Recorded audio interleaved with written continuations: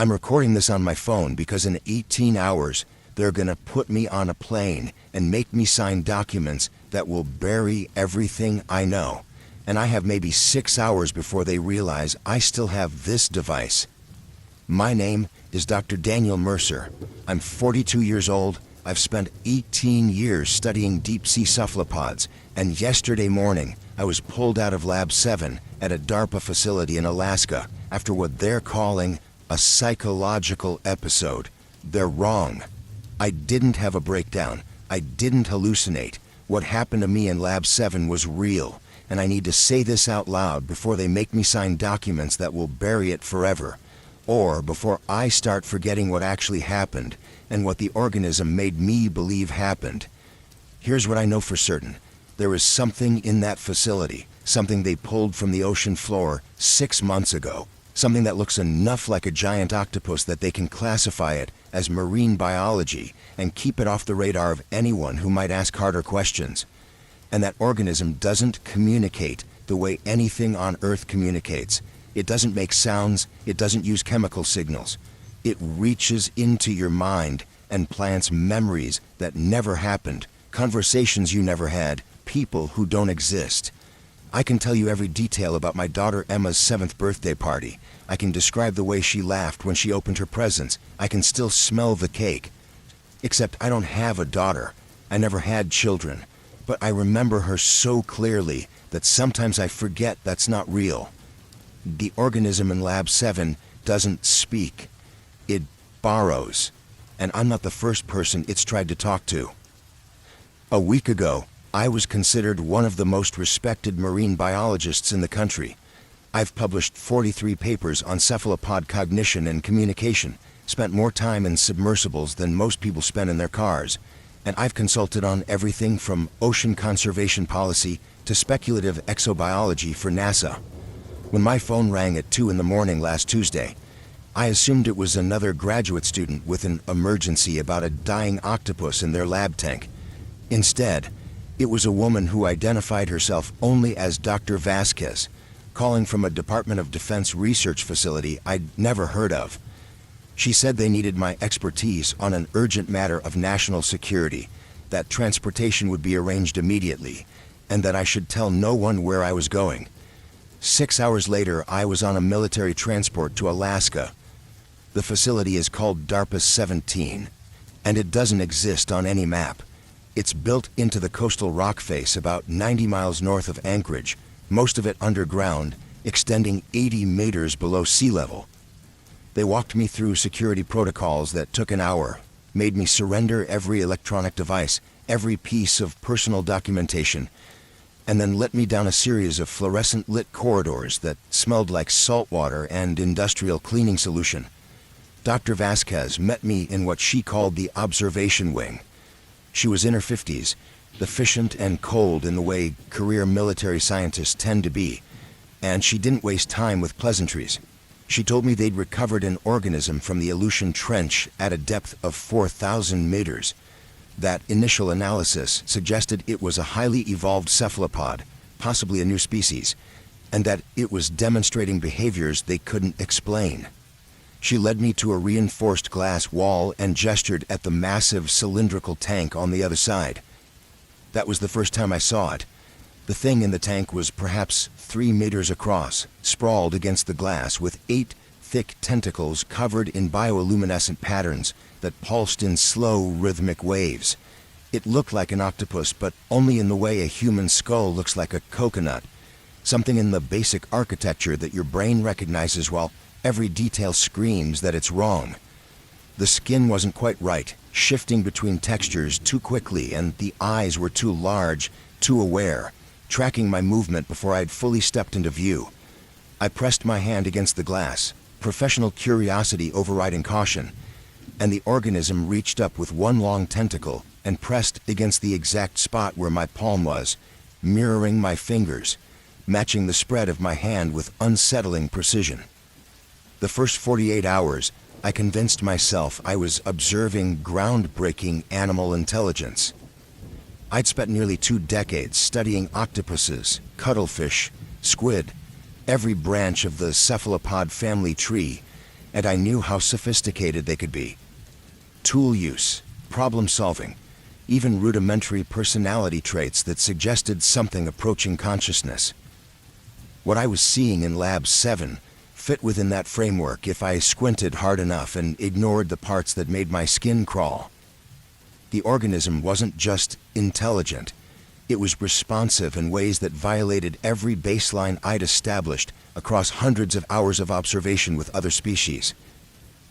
When I moved to the left side of the tank, it repositioned itself to face me before I'd completed the movement, as if anticipating trajectory rather than reacting to it.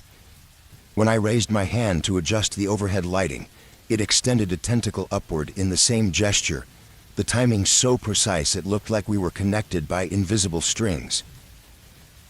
Dr. Vasquez had set me up in a small observation room adjacent to the main tank, equipped with monitors that tracked everything from water temperature to the organism's bioluminescent output.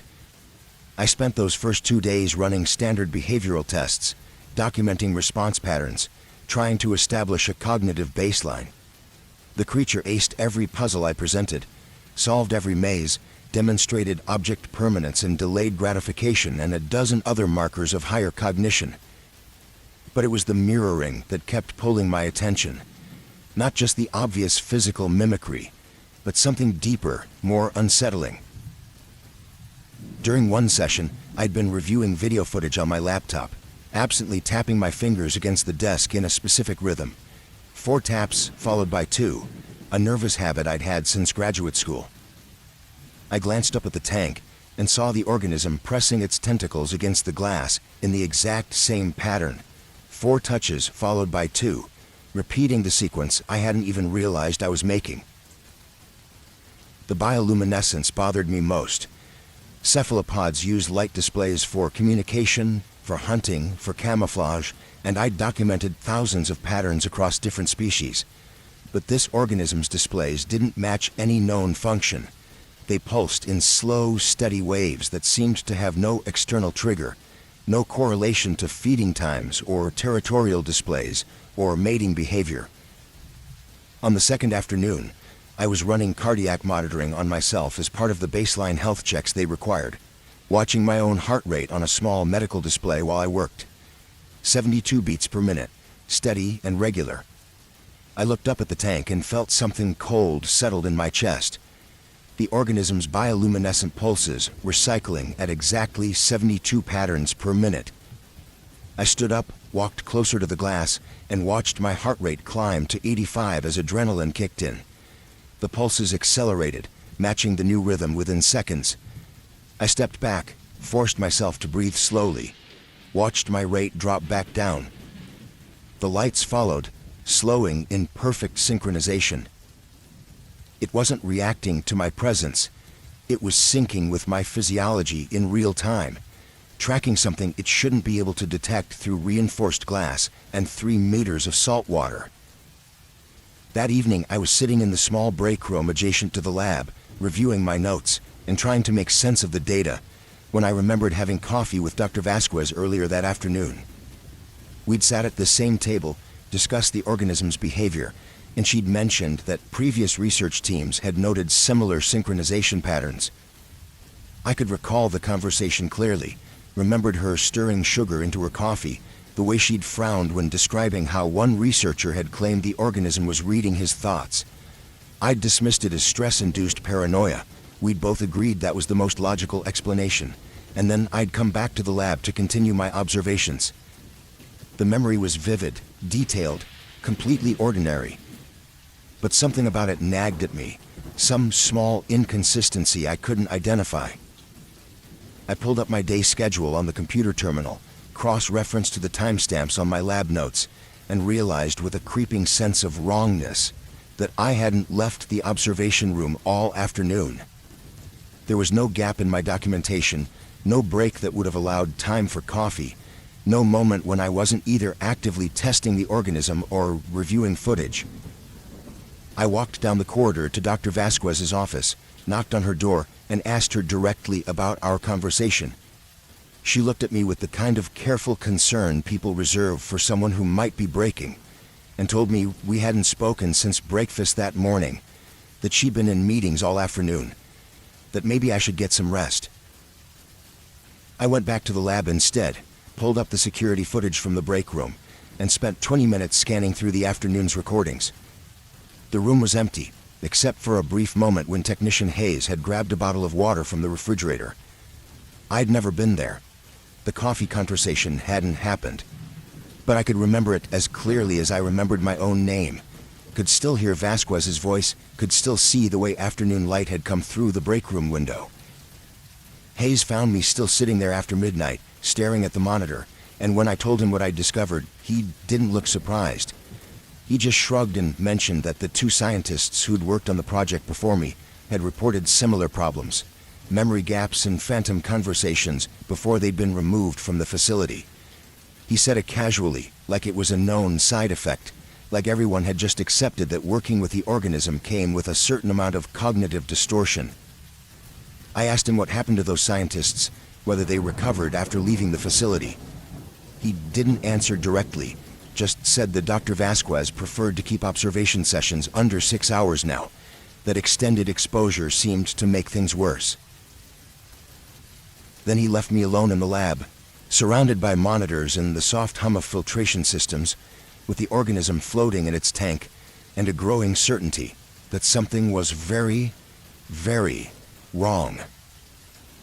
On the 3rd day, I had a conversation that never happened.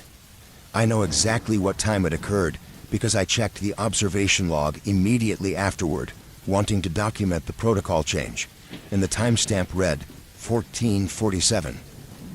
I was alone in the observation room, monitoring the organism's response to a series of visual stimuli I'd been projecting onto the tank wall, when Technician Hayes entered through the security door.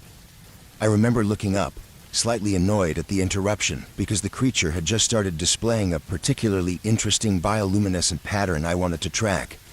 Hayes looked agitated, breathing hard like he'd been running, and he told me that Dr. Vasquez needed me to activate Protocol Janus immediately.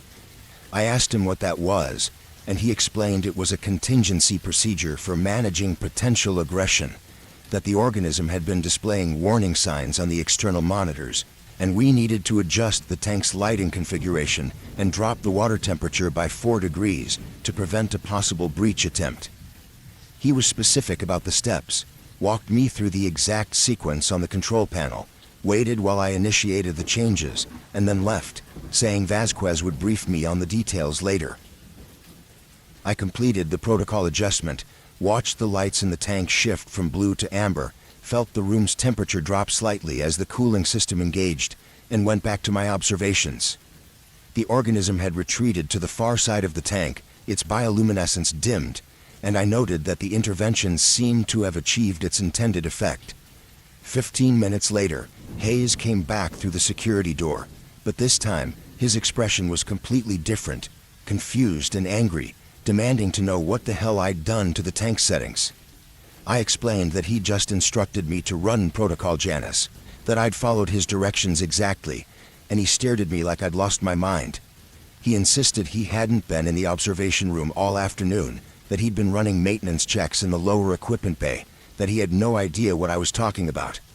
I described our conversation in detail, repeated back the specific instructions he'd given me, told him about Vasquez's concerns regarding potential aggression. He pulled out his radio and called Dr. Vasquez directly, and I could hear her voice crackling through the speaker, sharp with alarm, asking why we deviated from standard observation protocols without authorization. Dr. Vasquez arrived within minutes, and the interrogation that followed felt less like a debriefing and more like an investigation into whether I was experiencing a psychotic break.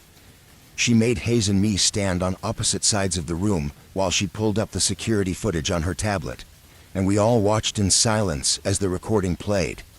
The timestamp showed 1447, exactly when I remembered Hayes entering, but on the screen, I saw myself alone in the observation room, standing up from my chair, walking to the control panel, and initiating the Protocol Janus sequence without any visible prompting.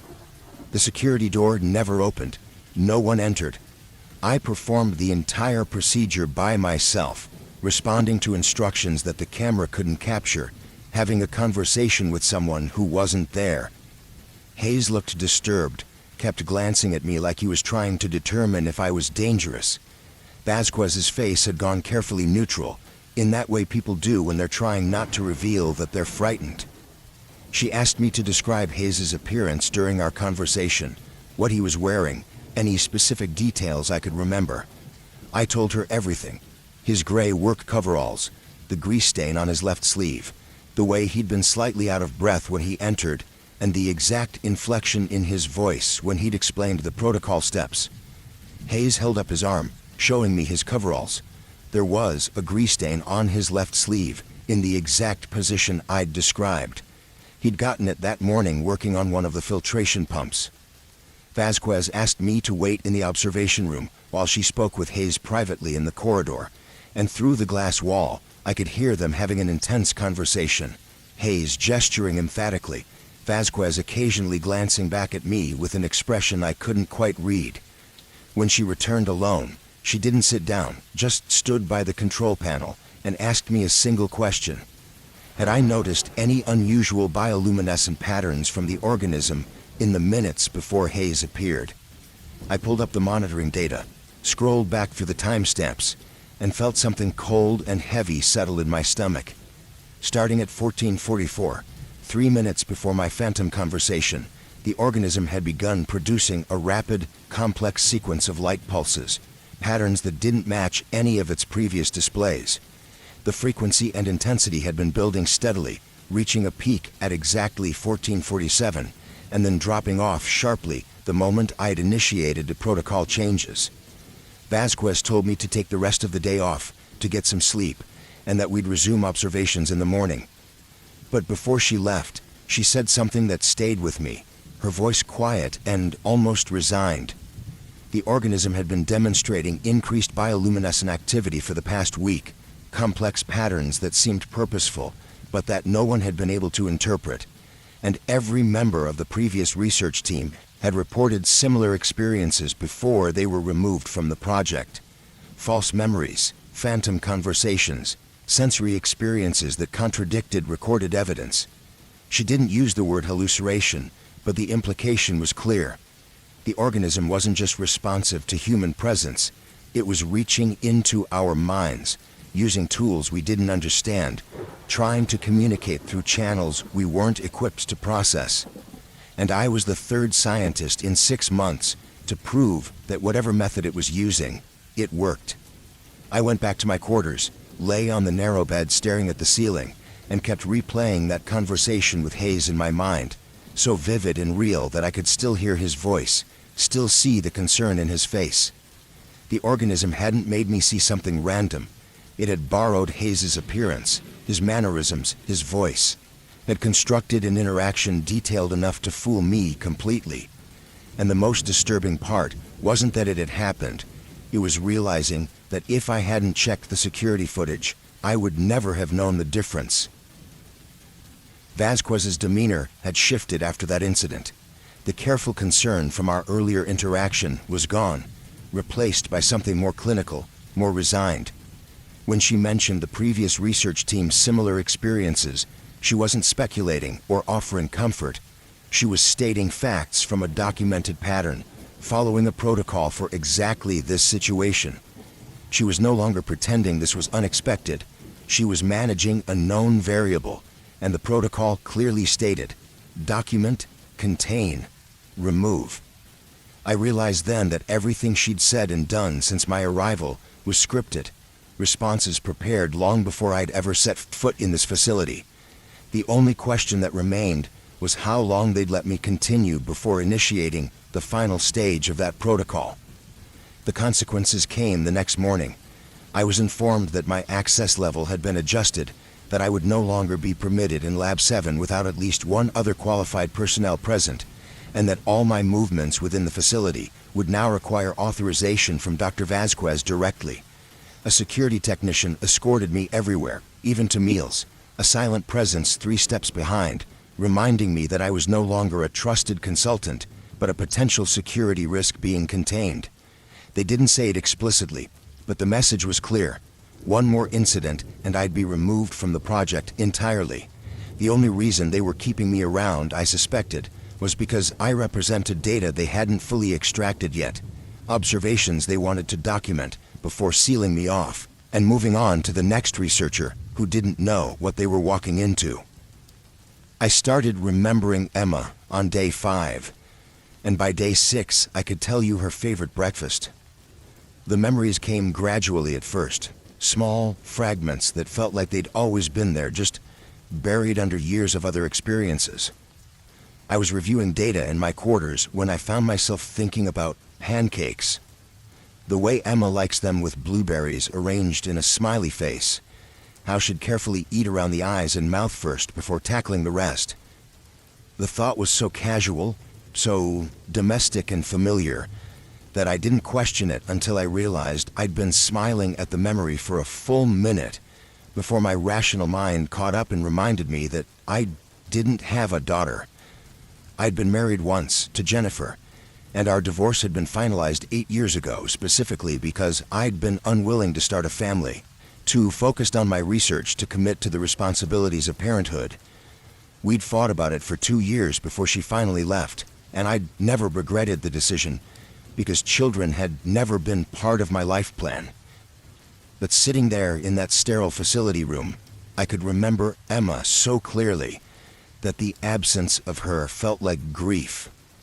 The memories became more detailed over the next 24 hours, building themselves into a complete narrative that shouldn't exist.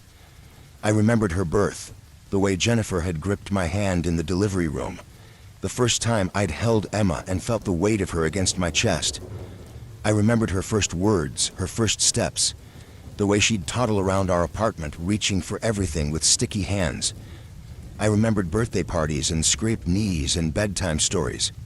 Years of accumulated moments that felt more real than my actual memories of those same years spent in research labs and on deep-sea expeditions. By the 6th day, I could describe Emma's room in perfect detail. The unicorn poster above her bed, the collection of seashells on her dresser that we'd gathered together on beach trips, the way sunlight came through her window in the mornings and made patterns on the carpet. I knew her favorite color was purple, that she was afraid of thunderstorms but not of the dark, that she had a gap between her front teeth and a constellation of freckles across her nose. I could hear her laugh, that pure, unrestrained sound that children make before they learn self-consciousness, and I could smell her strawberry shampoo, so vivid that sometimes I'd catch myself turning around expecting to see her standing there.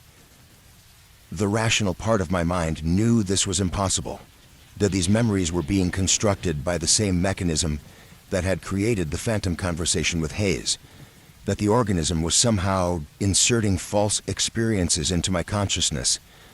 But the emotional weight of the memories was overwhelming, and I found myself grieving for a child who'd never existed, mourning a version of my life that had never happened. I pulled my divorce papers from my personal files, reviewed every document, confirmed that there was no mention of children, no custody arrangements, no child support agreements. I used the facility's secured communication line to call Jennifer, the first time we'd spoken in 3 years, and asked for directly about Emma. There was a long silence on the other end, and then she asked me if I was okay, her voice careful and concerned. Told me we'd never had children, that my refusal to even consider starting a family had been the primary reason she'd left. She wanted to know if something was wrong, if I needed help, and I couldn't explain, so I just thanked her and ended the call. The evidence was clear and irrefutable, but it didn't change the fact that I could close my eyes and see Emma's face, could feel the phantom weight of her hugging me goodnight, could remember conversations we'd had about everything from dinosaurs to death to what happens when stars burn out. On the 6th night, I had the nightmare. Emma was drowning, sinking into dark water, her small arms reaching up toward me while I floated above, unable to move, unable to dive down and save her. I could hear her calling for me, her voice distorted by the water growing fainter as she descended into depths where light couldn't reach. I woke up at 3 a.m, heart pounding, sheets soaked with sweat, and the grief was so intense that I couldn't breathe. I got dressed and went straight to the lab. needed to see the organism, needed to confront whatever it was doing this to me. The facility was nearly empty at that hour, just a skeleton crew of night technicians monitoring systems, and no one stopped me as I made my way to the observation room. I entered without turning on the overhead lights, stood in the darkness facing the tank, and the organism was already there, pressed against the glass exactly where I was standing, all 8 tentacles spread wide against the transparent barrier. We stayed like that for several minutes, separated by 3 inches of reinforced material, and I felt something pass between us. Not thoughts exactly, not language, but a kind of recognition, an acknowledgement that we were both trying to bridge an impossible distance. I pressed my hand against the glass, and the organism mirrored the gesture, and I understood with sudden, terrible clarity what it was doing. The memories of Emma weren't random, weren't meant to deceive or manipulate. They were attempts at communication, the organism's way of showing me something it couldn't articulate any other way. Connection, love, the bonds that define consciousness. It was trying to make me understand something fundamental about itself by constructing the strongest human emotional experience it could detect in my mind, the love between parent and child. It wasn't trying to trick me into believing Emma was real. It was trying to show me what it felt like to be alone, to carry the memory of connection without anyone left to connect to. I stood there, in the darkness, tears running down my face. And for the first time since arriving at the facility, I stopped being a scientist observing a specimen. I was a consciousness recognizing another consciousness, separated by evolution and biology, and the vast, incomprehensible distance between what we were, but reaching toward each other, trying desperately to say something that neither of us had the language for. The organism's bioluminescence pulsed once, soft and slow, almost gentle, and then it released its grip on the glass and drifted backward into the darkness of the tank, leaving me alone with memories that weren't mine, and the growing understanding that I was in far more danger than I realized. Dr. Vasquez made a mistake when she mentioned Protocol Janus, because that protocol doesn't exist in any official documentation I could access through the standard laboratory database.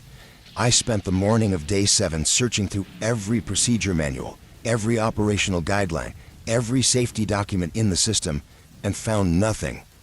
My security escort had been temporarily reassigned during a shift change, giving me a brief window of unsupervised access to the records room, a gap in coverage that felt too convenient to be accidental, as if something wanted me to have this time alone. I didn't question it. I just worked fast. The protocol Hayes had supposedly instructed me to follow, the specific sequence of lighting changes and temperature adjustments, wasn't recorded anywhere in the facility's official procedures. But I kept thinking about those instructions, about how detailed and specific they'd been, and particularly about the sensation of typing sequences I shouldn't know. The 8-digit code from the Phantom Hayes conversation had unlocked the tank controls, but when I sat down at the main archive terminal in the records room, my hands moved across the keyboard, and during a completely different sequence, something longer, more complex, credentials I'd never seen before, but somehow knew. The system accepted it without hesitation and opened access to files I'd never been cleared to see. The classified archives went back 70 years, organized in thick digital folders marked with security classifications far above my clearance level. Later, I would wonder if the organism had done more than plant knowledge in my mind, if somehow it had altered the access logs to show my credentials as authorized, or borrowed the digital signature of someone with maximum clearance. The screen displayed files I should never have been able to access, but the system treated me as if I belonged there, as if I'd always had permission to see what they'd been hiding for 70 decades. I started with the most recent files and worked backward, and what I found made my hands shake so badly I had to stop and grip the edge of the desk to steady myself. Dr. Sarah Chen, marine biologist assigned to what was then called Project Tethys in 2003, had reported experiencing vivid false memories during her 3rd week of observation. Her documentation was meticulous and increasingly desperate, describing phantom conversations with colleagues, memories of family members who didn't exist, and a growing inability to distinguish between her actual past and the experiences being inserted into her consciousness. Her final report, dated 3 days before her removal from the facility, contained a single handwritten note that someone had scanned into the file. "It's not invading, it's reaching. We're too afraid to reach back." She'd been transferred to a psychiatric facility in Oregon, diagnosed with acute stress-induced psychosis, and the project had been suspended for 8 months before being reactivated with new personnel and stricter observation protocols. I kept digging, found files from 1978, Dr. James Coe, oceanographer specializing in deep-sea ecosystems, who'd spent 6 weeks observing what the documents referred to only as Subject 17. His reports detailed the same progression: behavioral anomalies, phantom interactions, false memories, and then something that made me stop breathing. Coe had started drawing elaborate geometric diagrams in his final days at the facility, complex mathematical patterns he claimed the organism had shown him through direct mental transmission.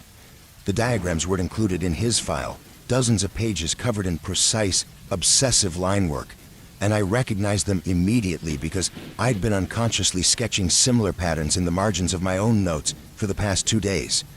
Coe had been declared mentally unfit, removed from the project, and spent the next 15 years in and out of psychiatric treatment before dying of an apparent suicide in 1993. But the diagrams remained, filed away in classified archives, evidence that whatever he'd experienced had been real enough to leave permanent marks on his consciousness. The earliest file I could find was from 1952. A Dr. Marion Foster, Navy biologist, who'd been assigned to study an organism recovered during deep ocean sonar testing off the coast of Alaska. The file was sparse, most of it redacted, but the summary was clear enough.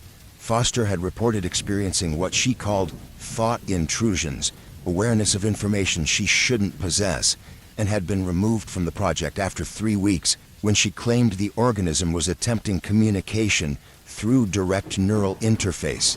She'd been institutionalized shortly after and died in state psychiatric care in 1967. But here was what made my blood run cold. Attached to her file was a declassified memo from 1953, a brief exchange between military officials discussing whether to terminate the organism or continue observation. The decision had been to return it to the ocean, mark its location, and wait to see if it would resurface. The memo ended with a single line that I read 5 times, trying to make sense of the implications. Subject demonstrates consistent behavioral patterns regardless of personnel rotation. Recommend long-term monitoring to determine if phenomenon represents intelligence or instinct. They knew.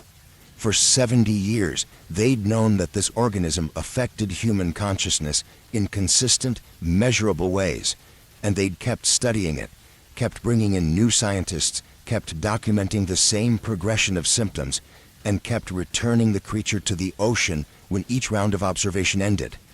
I searched for any records of what happened to the organism between captures, found references to tracking beacon data, sonar signatures, documented resurfacing events in 1961, 1978, 1991, 2003, and finally the current capture in 2024. It came back. It always came back. And each time, it tried harder, displayed more complex behaviors, demonstrated more sophisticated methods of reaching into human minds. Someone had been tracking this pattern for 70 years, watching the organism evolve its communication attempts, and apparently deciding that the risk to personnel was acceptable as long as they kept documenting the results. I found Sarah Chen's current location in a personnel follow-up file, a private psychiatric facility outside Portland, Oregon, and I used the facility's communication system to place a call, claiming to be a research colleague following up on her published work. The nurse who answered was hesitant, but eventually agreed to let me speak with her briefly, warning me that Dr. Chen had good days and bad days, that sometimes she was lucid and sometimes she wasn't. When Shara's voice came through, the line, weak and uncertain, I identified myself and told her I was working on the same project she had been assigned to 21 years ago. There was a long silence, and then she asked me if I'd seen it yet, if I'd experienced the memories, if I understood what it was trying to do. I confirmed that I had, that I was experiencing the same phenomenon she had documented, and her voice changed, became urgent and afraid. She told me I couldn't fight it, that resistance only made the intrusion stronger, but that I also couldn't ignore it because it would keep trying, keep reaching, keep building bridges out of borrowed memories until it found a way through. She said the organism wasn't hostile, wasn't trying to break human minds. It was just trying to communicate using the only tools it had, which happened to be the structure of consciousness itself. I started to ask her about the diagrams, about the patterns James Coe had drawn, but the line went dead, cut off mid-sentence, and when I tried calling back, the nurse informed me that Dr. Chen wasn't available for further calls, that her medical team had decided external contact was counterproductive to her treatment. I sat in the empty records room surrounded by decades of classified documentation, evidence of a pattern so clear and deliberate that denying it required willful blindness, and understood that I was never supposed to find these files, that whatever credentials had unlocked this archive access weren't mine, and probably weren't real. The organism had given them to me, the same way it had given me memories of Emma, the same way it had constructed the phantom conversation with Hayes. It was showing me the truth the only way it could, by inserting information directly into my mind and hoping I'd be smart enough to follow the trail. And now I knew what the government knew, what they'd been hiding for 70 years. This wasn't a specimen to be studied. It was an intelligence trying desperately to make contact, and we'd been responding to every attempt with institutional silence and psychiatric intervention, treating communication as contamination, evolution as infection. They were going to do to me exactly what they'd done to Sarah Chen, to James Coe, to Marion Foster. They were going to remove me, document my experience, return the organism to the ocean, and wait for it to come back so they could start the process over again with the next scientists that didn't know what they were walking into. I went back to Lab 7 that night with one question.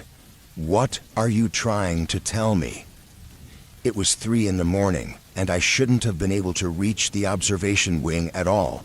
My access had been restricted after the Janice incident, requiring authorization I no longer had. But when I approached the security checkpoint, the guard at the desk didn't look up, his eyes fixed on his monitor in a blank stare that I recognized immediately.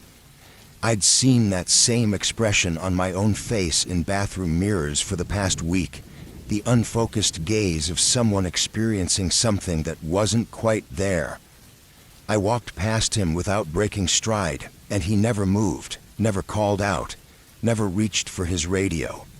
The organism had reached him too, just enough to create the opening I needed. The facility was mostly empty, except for automated systems and a handful of night technicians who wouldn't question what they didn't see. I'd spent hours reviewing the archived files, tracing the pattern of failed communication attempts across 7 decades, and I understood now that every scientist before me had reached the same point, this moment of recognition before the institution intervened and shut everything down. I wasn't going to let that happen without at least trying to understand, without giving the organism one chance to complete whatever message it had been attempting to deliver since 1952. I entered the observation room and began systematically disabling the monitoring systems, working quickly before security could respond. The organism had given me more than memories. It had shown me which panels to open, which switches to flip, as if it had absorbed the daily routines of every technician who'd ever maintained that room. Within 3 minutes, I'd created a blind spot in the facility surveillance network. The security system would register the outage eventually, trigger protocols, send someone to investigate, but I had maybe 10 minutes before anyone arrived. That would have to be enough. The organism was already waiting when I approached the tank, pressed against the glass in what I'd come to recognize as its posture of attention. All 8 tentacles spread wide, bioluminescent patterns pulsing in slow rhythmic waves. I didn't bother with the observation equipment, didn't set up cameras or monitoring sensors, just walked up to the glass and pressed both hands against the cold surface, leaning forward until my forehead touched the barrier. The organism mirrored my position exactly, tentacles arranging themselves to match the placement of my hands. And I felt something shift in the air around me, a subtle change in pressure or temperature, or something else I didn't have words for. I closed my eyes and stopped resisting, stopped trying to maintain the careful separation between my consciousness and whatever the organism was projecting, and the memories came flooding in like a dam breaking. But these weren't memories of Emma, weren't constructed narratives about coffee conversations or phantom protocols. These were fragments, images, sensations that didn't fit into linear time or human experience. I saw oceans that weren't Earth's oceans, water too thick and too dark, lit from below by bioluminescence that formed patterns I recognized as language, even though I couldn't understand the words. I saw cities underwater, structures that grew rather than being built, architecture that was alive and conscious and part of a network of intelligence that spanned distances I couldn't comprehend.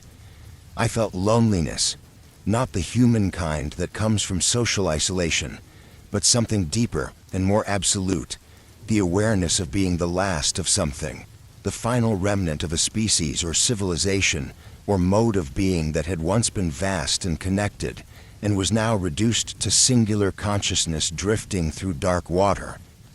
I experienced time differently, not as a linear progression, but as a wait, centuries of waiting compressed into moments of desperate reaching, attempts to touch other minds, to find anything else in the universe capable of recognition and response. The images came faster, overwhelming my ability to process them individually, and I understood that the organism wasn't showing me its history or its world. It was showing me what it had learned from 70 years of touching human minds, from Marion Foster and James Coe and Sarah Chen, and all the others whose names I'd never found in the archives. It had been collecting our concepts, our ways of understanding connection and communication, trying to build a vocabulary that could bridge the gap between its consciousness and ours. The memories of Emma weren't deception or manipulation. They were the organism's attempt to construct meaning using the emotional architecture it had found in my mind, to say something like, I understand isolation, I understand longing, I understand the shape of consciousness reaching for other consciousness and finding only emptiness. It didn't have neurons that process language the way human brains did. It had something else, some form of awareness that experienced reality through feeling and connection, rather than symbols and syntax, and it was trying to teach itself our mode of communication the same way a child yearns language, through imitation and repetition and desperate trial and error. I opened my eyes and found myself crying, tears running down my face, and the organism's bioluminescence had changed, the patterns becoming more complex, more deliberate, and I recognized what I was seeing. It was the same geometric sequence that James Coe had obsessively drawn in his final days at the facility, the same diagrams I'd been unconsciously sketching in my own notes. Not random patterns, not artistic expression, but something like alphabet or mathematical proof, a framework for communication that the organism had been trying to teach to every scientist who'd come close enough to listen. And embedded in those patterns was a message, not in words, but in pure conceptual understanding, and I felt it settle into my consciousness with absolute clarity. They're coming. Not the organism, not its species, but something else, something vast, something that would arrive in time frames measured in decades or centuries, but that was inevitable and approaching. And humanity needed to understand connection, needed to learn how to recognize consciousness in forms that didn't look like consciousness, needed to develop the capability to reach across impossible distances and touch minds that operated on completely different principles, because when they arrived, our survival might depend on our ability to communicate with intelligence that didn't speak in words. The alarm system triggered before I could process the full implications, lights flashing red throughout the observation wing, and I heard boots pounding down the corridor toward the lab. The organism released its grip on the glass and drifted backward into the darkness of the tank, but not before producing one final bioluminescent pulse, a pattern I recognized immediately because I'd been monitoring my own biometrics for days and had seen it displayed countless times on medical equipment. It was the rhythm of my heartbeat, the specific signature of my cardiac cycle, translated into light and offered back to me, like a name or a greeting or a goodbye. Security personnel burst through the door, Dr. Vasquez behind them looking simultaneously furious and relieved, and I was pulled away from the tank, escorted out of the observation wing, my hands still trembling from contact with something that had just fundamentally altered my understanding of what consciousness could be. They're loading the organism onto a transport vessel as I record this, preparing to return it to the ocean somewhere off the Aleutian coast, and I'm watching through a reinforced window while two security officers stand behind me, making sure I don't do anything that would complicate the extraction process. It's been 18 hours since they pulled me out of Lab 7. 18 hours of interviews and medical evaluations and careful questions designed to determine whether I'm experiencing a temporary stress response or a more permanent psychological break. Dr. Vasquez has been professional throughout, almost sympathetic, explaining that what I experienced is a known phenomenon, that the organism produces some kind of neurological effect that manifests as false memories and sensory distortions, and that previous researchers have recovered fully after removal from the facility and a period of rest. She's offered me a very generous severance package, a non-disclosure agreement that comes with legal consequences if violated, and the strong suggestion that I take several months off before resuming any professional activities.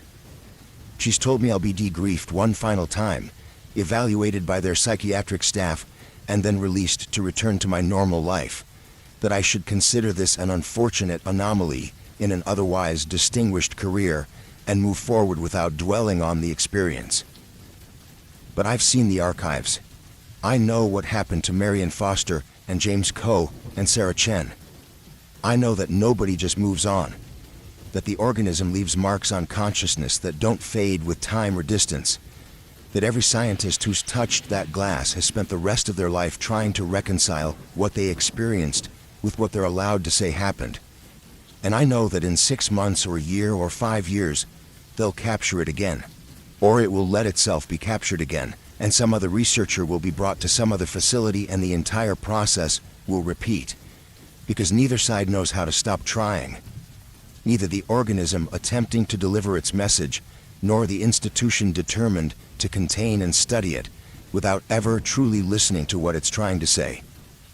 They're using a specialized container for transport, a reinforced cylinder filled with temperature-controlled seawater, and I can see the organism inside, pressed against the transparent wall, its bioluminescence pulsing in patterns that the technicians probably think are random stress responses, but that I recognize as purposeful. As they seal the container and prepare to load it onto the transport truck, the organism shifts position, arranges its tentacles against the wall in a specific configuration, and produces a single sustained pulse of light that cycles at a precise, measured frequency. I know that frequency. I've been watching it on medical monitors for a week, seeing it displayed every time they checked my vital signs. It's the rhythm of my heartbeat. 72 beats per minute, translated into bioluminescence and offered back to me across the distance of the loading bay. It learned. In 1 week of observation, through all the protocols and barriers and institutional interference, it learned to recognize the specific signature of my consciousness and to mirror it back. to say something that might translate as, "I see you," or "I know you," or "goodbye," in the only language it could construct from the materials available. The container is loaded into the truck, the bay doors close, and the organism disappears from view, carried away to be released back into the depths, where it will wait, maybe for decades, before trying again. They escort me to a debriefing room, make me surrender every electronic device, every piece of documentation, every personal item that might contain data from my time at the facility. But they don't find the phone in the lining of my jacket, the one I'm using to record this, because I'd learned enough about this facility's protocols over the past week to know where they wouldn't look carefully, which personal items they'd scan and which they'd dismiss as harmless. The organism had taught me to observe, to notice patterns in how security operated, and I had been paying attention even when I didn't realize why it mattered. Now I understood. It had been preparing me for exactly this moment, giving me the tools to preserve the truth even after they'd stripped away everything else. In 18 hours, I'll be released, sent home with legal threats and medical recommendations and the weight of knowing something I can never prove. But right now, before they finish the debriefing process, before they make me sign documents that will legally bind my silence, I need to say this out loud. They're returning it to the ocean, and in 10 or 20 or 30 years, someone will catch it again. And it will try again, more sophisticated, more desperate, more refined in its methods. Because it has to. Because something is coming. And it's been trying to warn the only species on this planet that might be capable of understanding. But we're too scared of our own minds to listen. I don't know how long I'll remember this clearly. The debriefing process is designed to create doubt, to make you question your own recollections, to slowly replace lived experience with institutional narrative until you're no longer certain what actually happened and what you've been told happened. They're very good at it. They've had 70 years of practice. But right now, 18 hours after my last contact with the organism, I still remember everything with perfect clarity, and I need to document it before the edges start to blur, before I begin accepting the comfortable explanation they're offering me, instead of the impossible truth I lived through. The organism was real. The memories it created were real, even if they never happened. Emma was never my daughter, but the love I felt for her was genuine, constructed from the emotional architecture of my own consciousness and offered back to me as a gift, or a lesson, or a desperate attempt at translation. The organism didn't invade my mind. It reached into it, the way you might reach into dark water hoping to find another hand reaching back. And what I learned in Lab 7 wasn't about marine biology or cephalopod cognition or any of the scientific frameworks I'd spent 2 decades building. What I learned was that consciousness recognizes consciousness, even when every other variable is wrong, even when the forms are incompatible and the methods are impossible and the distance seems unbridgeable. It tried. Across evolutionary chasms and biological impossibilities, across 70 years of failed attempts and institutional silencing, it kept trying. And that means something, even if I can never prove it happened. The government knows. They've always known. They've documented this pattern for 7 decades, watched the organism evolve its communication methods, tracked every failed attempt and every silenced witness, and they've chosen containment over contact, because one feels manageable and the other feels like losing control. But the organism isn't the threat they think it is. The threat is what it's trying to warn us about, the intelligence approaching from distances we can barely conceive, and our refusal to learn the language of consciousness itself before that arrival.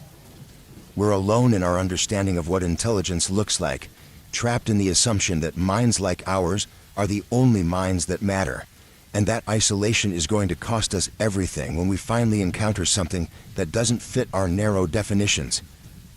If you've worked on projects you can't talk about, if you've seen things that made you question your own sanity, if you felt something trying to reach you from the other side of understanding, write it down, record it, leave evidence, Not because anyone will believe you, not because it will change anything in the immediate sense, but because truth compounds the same way silence does.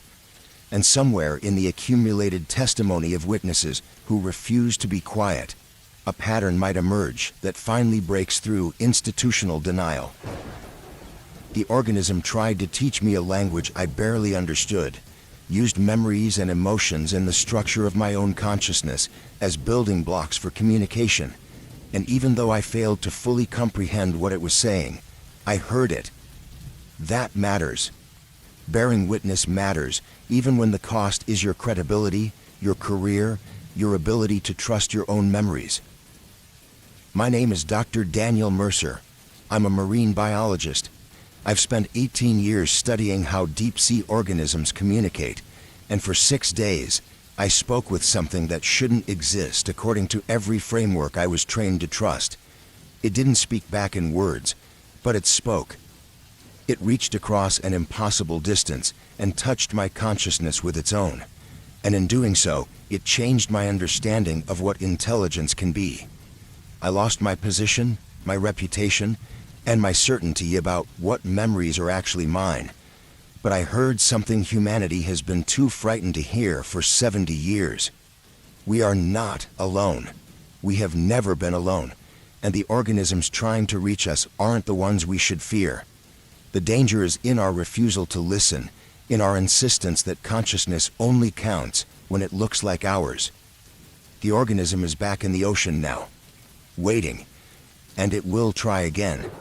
Because some messages are too important not to keep sending, even when every attempt ends in silence.